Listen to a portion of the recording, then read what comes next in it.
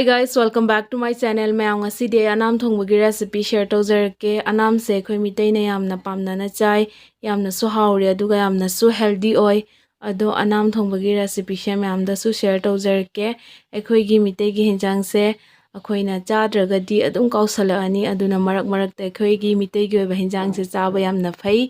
Ado ngasi gi anam thongbada hapkadaba machal ngai se tilhau nga ayaiba sing ngari ado sisingse hapaga thongani aduga anamdo ngasai magi masingdo masangsindo loi lokthokre aduga manang ngaktase ado sisina tawra thongani ado asigi ngasai nga do sise phajana lokthoe thadalaga maru kekakto hojik sida khang sahalle aduga ngasai anamdo phajana magi masing kekakto lokthokpa loiraga chamthoe phajana aduga khang asabada ngahaktang ngawrani anamse yambanina khara ngahaktang asise patharakpabo ngawrani aduga mu khara hapchalaga dumai tawraga ngawrani anam thongbagi process isu mayam tongan ba mayam leikre ado ngasigi se sumaina tawraga thongbase mayam da ucharake hojik sise khara pathare aduga amuk sumaina hapchale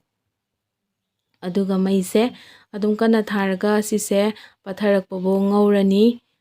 anamse thongba matamda mayaida thadalaga thongbasu yai ado aigi sidi mayaida thadatre mayaida thadaningasu thangna dum soidalaga mayai thadalaga dum thongbiu ado chaba matamdadi adum kashu chinda tabaga dum pu yoradabane kashu pallaroi aduga hojik sida ngasai gi singdo hapchalani adum punna hapchangrani asigise anam chamthong haigadawni ado akhoidi adum anamse adum thongba na adum hairabani na anam thongba na adum haire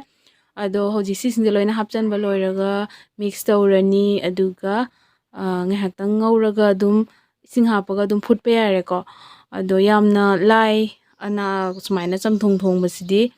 aduga hojik sise mahi khara thogle sidagi aduga sida ising hapkhrani isingse ayingbani hapise ado anam sumaina phutpase ising mem hapchalaga phutlagadi haute aduna isingse anam dugi jang do yengaga khara likna tawraga hapiraga phutlagadi yam haure ajangna sumunjhalle aduga ising mem hapchalagadi anam do adum ising duga tauna leiraga kuijange munbadasu